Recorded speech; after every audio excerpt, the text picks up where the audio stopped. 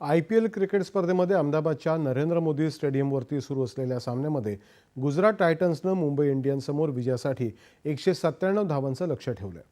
मुंबई इंडियन्सनं क्षेत्ररक्षणाचा निर्णय घेतल्यानंतर फलंदाजीला आलेल्या गुजरात टायटन्सच्या सलामीवीर साई सुदर्शन आणि कर्णधार शुभमन गिल यांच्या 78 धावांच्या भागीदारीमुळे तसंच साई सुदर्शनच्या 63 धावांमुळे गुजरात टायटन्सनं निर्धारित 20 षटकांमध्ये 8 गडी गमावत 196 धावा केल्या.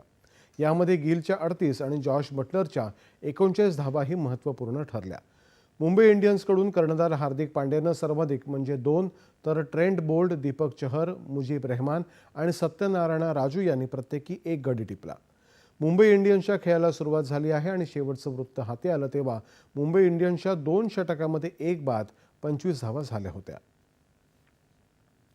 थायलंडची राजधानी बँकॉक आणि म्यानमार इथं काल झालेल्या भीषण भूकंपातल्या मृतांची संख्या 2000वर पोहोचली आहे. एकट्या म्यानमारमध्येच हजाराहून अधिक जण मृत्युमुखी तर 1600हून अधिक लोक जखमी झाल्याची माहिती मिळाली. थायलंडमध्ये एकूण ठार झालेल्यांची संख्या 144 आहे तर तिथं शेकडो लोक जखमी झाले आहेत. म्यानमारमध्ये या भूकंपाचा केंद्रबिंदू मंडाले इथं होता. अनेक ठिकाणी पूल आणि रस्ते उद्ध्वस्त झाल्यानं मदत पोहोचवण्यामध्ये अडचणी येत आहेत. भूकंपग्रस्त म्यानमारला मदत करण्यासाठी भारत पुन्हा एकदा पुढे सरसावलाय आणि आतापर्यंत हिंडन इथल्या विमानतळावरून पाठवण्यात आलेलं 15 टन मदत साहित्य स्थानिक अधिकाऱ्यांकडे सुपूर्द करण्यात आलं आहे. दरम्यान काल रात्री पुन्हा एकदा म्यानमारला भूकंपाचा सौम्य धक्का बसला. त्याची तीव्रता 4.2 एवढी नोंदवण्यात आली.